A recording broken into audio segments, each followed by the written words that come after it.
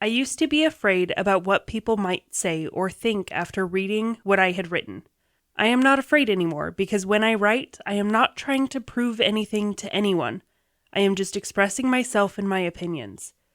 It's okay if my opinions are different from those of the reader. Each of us can have his own opinions. So writing is like talking. If you are afraid of writing, you may end up being afraid of talking. Bagambiki Habyarimana. You're listening to Writing Roots, brought to you by Aspen House Publishing. Welcome to Writing Roots. I'm Lee Hull. And I'm Lee Esses. And my apologies to that author of Pearls of Eternity. If I have absolutely butchered your name, I am very sorry. I did my best. Neither of us is Rwandan, so. But we love the quote because that is what not only this particular episode is about, but this entire podcast is about. You've heard us say it now well over 100 times. Writing selfishly, writing to please yourself, writing to entertain yourself, not caring about what the reader thinks until you're editing. These are all difficult lessons to learn, but they set you free. So this is August. August is the birthday month of Writing Roots. We started last year, 1 year ago, at the beginning of August, with the goal of helping new authors in their journey to self-publishing or traditional publishing, if that's what they want, with the goal of getting them to just write something, to get over those fears, those concerns, those worries that people won't like what you write. It sounds so simple when we say it on the air and we sound like we know what we're talking about, but we are both still learning. And when we find something new, we want to announce it and so you guys can learn that much faster. And that is part of the goal of the podcast, to accelerate your growth as an author, to become more like yourself. That's why this entire episode we're going to be talking about our motto. The reason why we tell you to write selfishly. Yes, sometimes writing selfishly means that you are going to be writing terribly. I would actually say that's most of the time. You'll be writing terribly. That is good. It is better to get it done than to get it right the first time around. There's no value in ideas. Oh, I have this great idea. If all that ever happens with it is it stays up in your head, then nobody else can enjoy it. You can kind of regurgitate it to them in an elevator or across the table at a restaurant, but they can't invest in the story. They can't give your idea as much attention as it deserves if it's only ever in your head. So this whole month we have been talking about diagnosing problems in writing, common issues that people face. The reason why we're talking about our motto for this bonus episode is because this is the most common root of all of those problems. All of the advice that people seek, all of the questions that new authors have, usually get down to the root of whether or not they are writing selfishly, whether or not they are writing because they love to write and have a story to get out. A lot of the questions I see in the forums or in person when we're asking, hey, which genre should I write in? Which one's popular right now? What are agents looking for? These questions tell me you don't know what to write and you're trying to be someone you're not. Everything about writing is the most honest facet about me. If you want to learn about me, you read my writing. And yes, my writing is fiction and I don't have any self-insertion in this or that. It's all an exploration. Ted Decker says to write to discover. That means discover something about yourself in your writing. When you are asking these questions about what people are looking for, or is it okay if I write fill in the blank, you aren't writing selfishly. You are the only one who can answer those questions. Despite my issues with Ernest Hemingway and his boring writing, he does have a great quote relating to this. There is nothing to writing. All you do is sit down at a typewriter and bleed. If you're writing selfishly, you are bleeding onto the page. You are giving part of yourself to the work. My biggest concern with new writers is that they are focused so much on becoming popular, becoming famous, selling a ton of books, and making a ton of money that they aren't enjoying the process anymore. I speak as a writer who fails at writing, honestly. There's a reason why I tend to edit. I'm convinced that writing and talking about writing are actually two different hobbies. Yes. I love to write, and it is a passion of mine. It is a hobby, and I really enjoy it. And it makes me sad when people aren't enjoying the process because they're so focused on writing what people want them to write. Writing a story because it would be popular, not because it's the story that they have inside of them that's just bursting out of them. I see a lot of talk about ghostwriting, and I actually had an opportunity to be a ghostwriter a while back, and I declined because no one can write like you. If I try to write your story for you, it's no longer your story. It's my story of someone else's idea, perhaps, but then you can get frustrated that I didn't portray it well and blah, blah, blah. If you want the story to be told exactly like you want it to be told, don't ask someone else to write it, because they can't write selfishly for you. That's only something you can do. So, in your writing, if you feel that something's not quite right, if you feel that lack of motivation or in any way inhibited about the story, pause and think about why you're not able to move forward with it. Think about what is stopping you. Is it because you're worried how people will receive it? Is it because you're worried that it won't be like that nationally famous author? If it's an answer like that, step back and remind yourself why you're writing in the first place.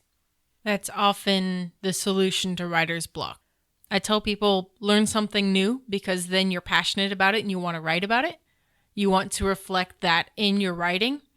But if you know what you need to write, but you don't feel motivated to write it, there's a chance it's because the way you think it must be written is not selfish in some way.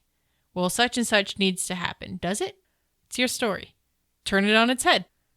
These concepts that you think the story needs to be a certain way are handcuffs you're putting on yourself. And the key to those handcuffs is always writing selfishly. There's a reason why in all the episodes this month, we have said, just write the story and fix the problem later. If you have awkward dialogue, write it however you want and fix it later. If you do have those red flag words, write them, throw them in, salt it like my mother salts her soup.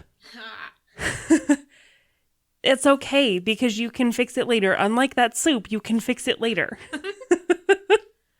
This is one of those few art styles where you can fix it later. There's a running joke in the film industry of, oh, we'll just fix it in post, which is a terrible mindset to have, because the better your capture is, the better your quality your product is going to be at the end. Writing isn't like that. You get to recapture it, you get to reapproach in your editing with a better concept of how the story ends, and you can even surprise yourself.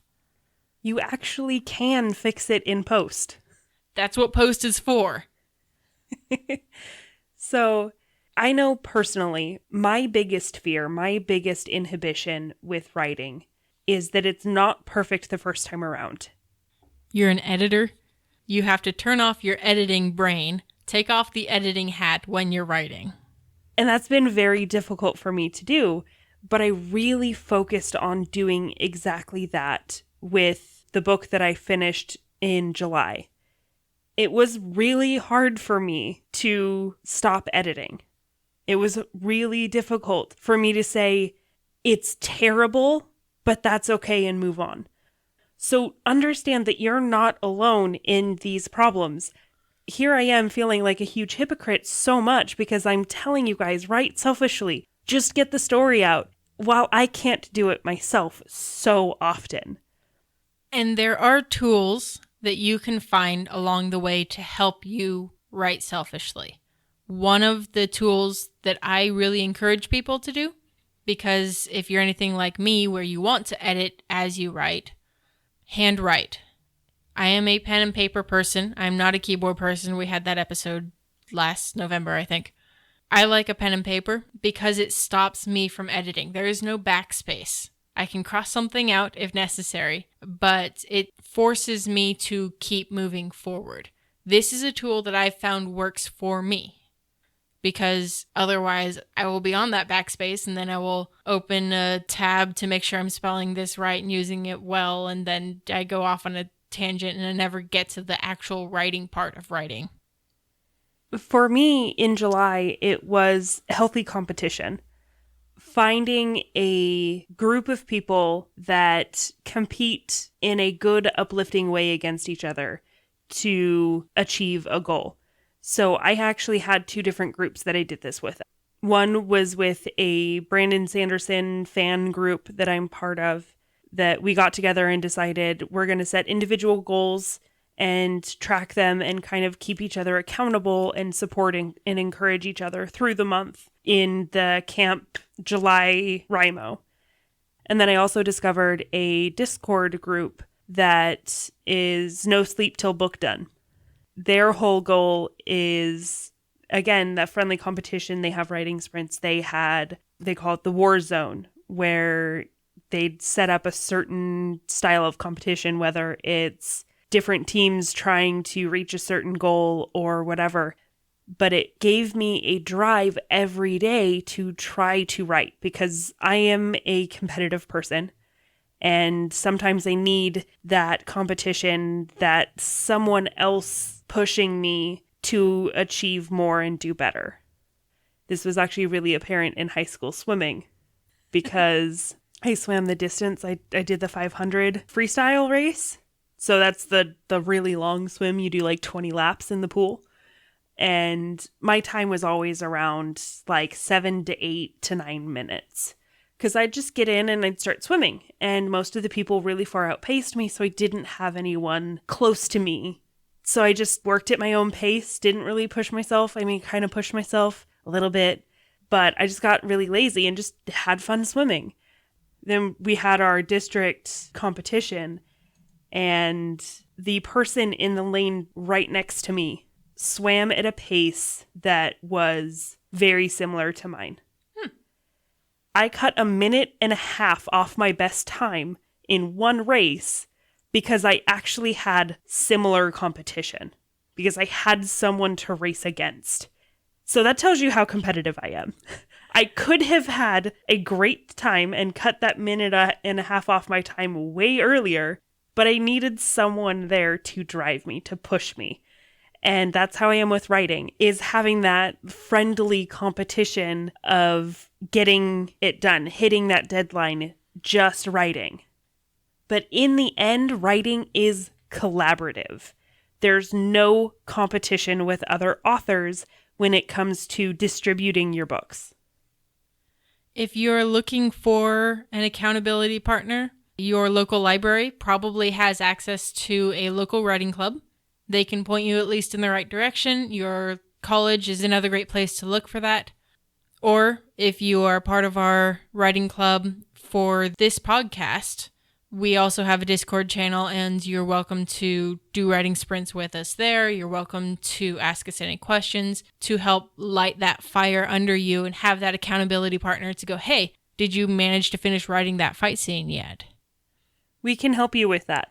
We love to help writers. That is why we started this podcast. We want to help you. If you want more help from us, our Patreon is a great way to do that, because you do get access to our Discord. We will have those writing sprints with you. We will give you direct advice, direct conversation to talk about you, your story, your book, and give you direct advice on what you need. so that you can write selfishly in the process, just like we try to do. And we can poke you and make sure you've written at least something this week, even if it's 3 words. One of the reasons why we have this podcast is on the off chance that I get the chance to time travel. I can take all of these episodes and bring them back to early writer me and learn all of these lessons that much sooner. And that is a lot of our goal for you guys, to distribute advice, lessons that we've learned, and to be able to go back, to search on our website and go, hey, I'm looking for advice on how to deal with a Mary Sue. Okay, you can search Mary Sue. We have an episode about that. You can dig into it. Speaking of which, we recently discovered a glitch in our podcast systems that was only sending 10 episodes to our RSS feed. So Spotify, Google Podcasts, Apple Podcasts, we're only having 10 episodes at a time. So now you can actually go back on those platforms and find those old episodes. So if you do need to find the episode on how to avoid the Mary Sue, or if you need to find the episode on how to write a good monster, they should now be on the platforms. And if you ever have any questions, our website has a landing page with all of these extra details for these episodes. When we did our character interviews, all of those questions were on our landing page for that episode. You can look it up. Ask yourself these questions as we are asking each other these questions. These are resources for you. They are free. Download it, share it. We ask that you don't edit it for obvious reasons. But we want everyone to be educated in the writing process. Again, we are not competing with other authors. The more you succeed, the more readers that are out there, the more we all win. So have you noticed in your own experience a difference between when you had the mentality of writing selfishly and mentality of writing well? Oh, by far. My writing is actually so much better when I just write, partially assisted by the fact that it actually gets done. But I don't feel restricted when I'm writing selfishly because I focus on my story. I focus on the characters and their stories. I focus on just getting it on paper. I still struggle with this, but I really try to forget about how things are phrased. If you look at my first draft of the book that just finished in July, so much of it is phrased very similarly all the way through the book. It's just how I write. And I plan to fix that so there's a lot more variety in, the choreography of movement and stuff. But at least it's done. I've found that telling myself to write selfishly has actually given me the courage to write different things. For a long time, I worried about what my grandma might think if she reads this. And after I released my first couple of books and realized they're not, okay. All of those things that were holding me back from writing something dark, writing something scary, writing something emotional. Every wall that I'd placed on myself is a wall that can be broken down with this phrase. So anytime that you are stressed, you're frustrated with your writing, if you're anything like me, this phrase has helped me dramatically because it's no longer about if it's good or not. It's no longer about if it will sell well. This scene is terrible. Okay, make it better for you. Well, I like it the way it is. Then it's good. That's what writing selfishly means. It means giving yourself the freedom to write the way you write because nobody else can write like you can. Nobody else has the same story that you do. If you really hold to this lesson, if you hold to this motto that we have of writing selfishly, even if your product at first is worse, it will be better. It will get better. Your writing will get better because you're writing more. You're writing what matters to you, not what matters to someone else or what you think matters to someone else. That's why a lot of our merchandise is based around your writing experience, so that you have that sticker on your laptop before you even boot up. It's telling you, hey, don't forget to write selfishly. That mug that you're drinking tea out of says write selfishly on it. So when your eyes aren't on the page, they might be there as a reminder to help you be the best writer you can be. This does not mean editors are worthless. That is not what this phrase means at all. I think if you've listened to us for any length of time, you're pretty aware how vital editors are. But your editor should be somebody who is helping you tell your story. Somebody who is helping you clarify what you want to come across to your audience. So of all the things that we've talked about, all the advice that we've given, all the suggestions in the last year, the more than 100 episodes that we've done, this will always be the most important lesson that we will give. This is the most important advice that I feel like I can give any writer. This will set you free. And it sounds like something that is so easy and yet so impossible at the same time, but it does take practice. Honestly, the more you write selfishly, the more you're going to enjoy it. The more your audience is going to enjoy it, the better your story will be every time. But it all starts with writing selfishly. If you have a question or comment for our hosts or a topic you'd like us to cover, send us an email at writingroots@aspenhousepublishing.com or find us on Facebook by searching for Aspen House Publishing.